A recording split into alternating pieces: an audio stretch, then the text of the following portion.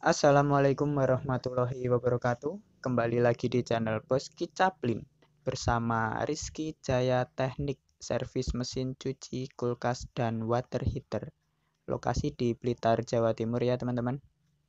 Oke, pada video kali ini saya mendapatkan pasien mesin cuci 2 tabung dengan keluhan di bagian pengering itu tidak muter dan di bagian pencuci masih muter.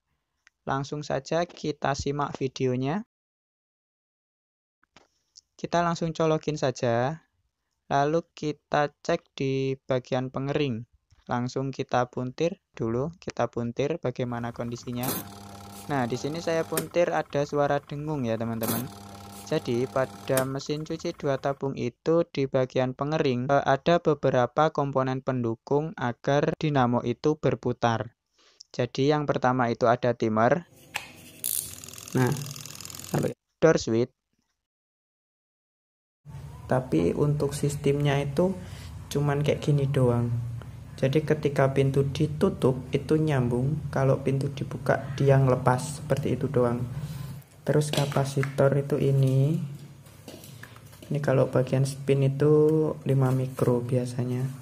Untuk bentuknya itu kayak gini. Ini yang cuman 2 kabel, ada juga yang 4 kabel. Sorry ini bekas yo. Ada rem. Ada dinamonya sendiri. Nah, untuk kasus kali ini dinamonya terdengar suara dengung. Jadi arus yang masuk pada timer itu sudah lolos, pada door switch juga sudah lolos. Tinggal kita cek di bagian rem dan bagian kapasitor dan bagian dinamonya. Oke. Lalu kita cek di bagian pencuci, kita pastikan kalau customer bilang masih bisa mas, kita pastikan benar-benar masih bisa. Di sini nyala, benar-benar nyala. Nah, tapi kalau teman-teman muntirnya sampai kebablasan sedikit aja di menit yang ada tulisannya soak, itu artinya rendam. Jadi bukan kok berarti timer ini rusak atau ada dinamo yang rusak, ini emang sistemnya seperti itu. Jadi untuk merek sub yang tipe ini ada mode rendamnya. Jadi muter beberapa menit, lalu dia ngerendam beberapa menit, lalu muter lagi, lalu ngerendam lagi, lalu muter lagi sampai selesai. Jadi di timer itu ada gambarnya soak, dia artinya ngerendam. Dan ada yang gambarnya baju muter, itu ada petunjuknya muter, nah artinya dia ngucek. Oke, bagaimana cara ngecek kok ini mati di bagian pengering? Langsung saja kita balik mesin cucinya, kita putar untuk melepas tutup bagian belakang. Langsung saja kita cek. Jadi tadi udah positif ya, timer itu udah nyala. Kalau ada suara dengung itu berarti tinggal di bagian yang bawah kapasitor, dinamo, dan rem. Kita lepas tutup bagian belakang. Setelah dilepas, kita cek nampak seperti apa ini. Nah, di sini langsung kita disuguhkan oleh kawat rem sudah putus. Nah, di sini kenapa kok kawat rem putus itu menyebabkan dinamo tidak muter? Jadi di sini penjelasannya. Jadi di atasnya ini nanti ada remnya. Nanti di sini ada puli. Kayak gini. Lalu di sini nanti ada remnya. Ada remnya kayak gini kan. Jadi nanti, nah rem ini ada kayak kawat di kawat. Ini kalau pintu ditutup, kawatnya narik. Jadi ini remnya kayak gini, ngebuka. Oke, kayak buka kayak gini. Kalau pintunya dibuka, dia ngerem, set. Jadi spinnya berhenti. Nah, ini juga bisa pengaruh ini. Nah, posisi mesin cuci ini, kawat itu ternyata putus. Jadi seakan pintunya dibuka terus, jadi ngerem terus. Jadi bagaimana cara untuk penanganannya? Jadi ini kita ambil kabel tis, kita tarik aja langsung tanpa kawat, jadi dilangsungin gitu ya. Jadi nanti semisal pintu dibuka maupun ditutup sama aja, dia tetap ketarik seakan pintu ketutup terus. Jadi kabel tisnya ditaruh di mana? Nah, taruhnya di sini tuh. Nah, di situ lalu dikencengin, dibuka gitu aja.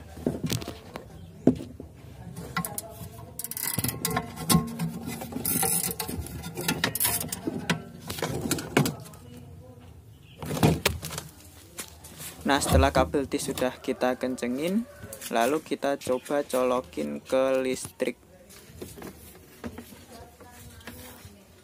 Kita colokin, lalu coba kita puter. Nah, seperti inilah hasilnya.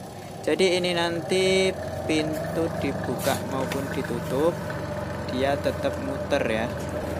Tapi door switch-nya dia masih berfungsi, jadi meskipun dibuka arusnya itu putus, tapi untuk remnya dia nggak berfungsi. Nah, untuk posisi door switch tadi di sebelah sini ya teman-teman, jadi di dalamnya sini ada door switch seperti itu. Dan untuk posisi timernya itu di sini, posisi timer spin, dan ini di bagian belakang kita tinggal tutup. Oh ya, selain itu teman-teman juga harus memperhatikan pada seal ya teman-teman, seal di atasnya dinamo. Seal di atas dinamo itu kalau sudah ada kayak bercak-bercak air kotor itu harus diganti. Kenapa kok harus diganti? Karena itu menandakan sudah bocor. Kalau tidak teman-teman ganti, nanti lama-kelamaan akan mengenai dinamo spinnya. Jadi kalau dinamo spin sampai kena air, itu nanti akan rusak. Karena spool itu kalau kena air nanti lama-lama berjamur, putus, jadi nanti rusak pada dinamo. Jadi tanda-tandanya itu kalau di keliling dinding-dinding itu sudah ada bercak kotoran kayak air-air gitu, jadi mending teman-teman langsung saja ganti sealnya seperti itu ya. Jadi pada mesin cuci ini kenapa kok masih terlihat bersih pada sealnya? Itu karena sealnya kemarin sudah saya ganti, dinamo juga saya ganti. Nah ini ada sekitar 2 bulan customer nelpon lagi, Mas di bagian pengering kok nggak bisa lagi ya gitu. Jadi ini sudah saya cek lagi dan ternyata cuman rusak di bagian kawatnya. Jadi kawat itu putus, lalu saya jumper pakai kabel tis. Nah, menjumper pakai kabel tis itu ada efek baik dan buruknya. Efek baiknya itu nggak mati-mati lagi gitu loh, nggak rusak-rusak lagi di bagian situnya. Nah, efek buruknya dia ketika pintu dibuka dia nggak langsung berhenti, jadi masih nunggu beberapa menit gitu, lalu dia bisa berhenti. Jadi itu nanti ngefeknya ya ke situlah. Kalau orangnya buru-buru gitu jadi nggak bisa, harus nungguin lama muter gitu. Tapi kalau untuk orangnya yang biasa dikeringin lalu ditinggal biar mati sendiri, biar berhenti sendiri, ya itu nggak jadi masalah sih, aman-aman aja. Oh ya, saya sarankan lagi ya teman-teman untuk menggunakan pengering ke mesin cuci 2 tabung, ke semua mesin cuci 2 tabung. Di bagian pengering itu tidak bisa asal masukin kain ya teman-teman. Jadi nanti kalau teman-teman masukin kain secara asal itu akan terjadi guncangan seperti suara gludak-gludak seperti itu. Nah, bagaimana caranya agar tidak seperti suara gludak-gludak seperti itu?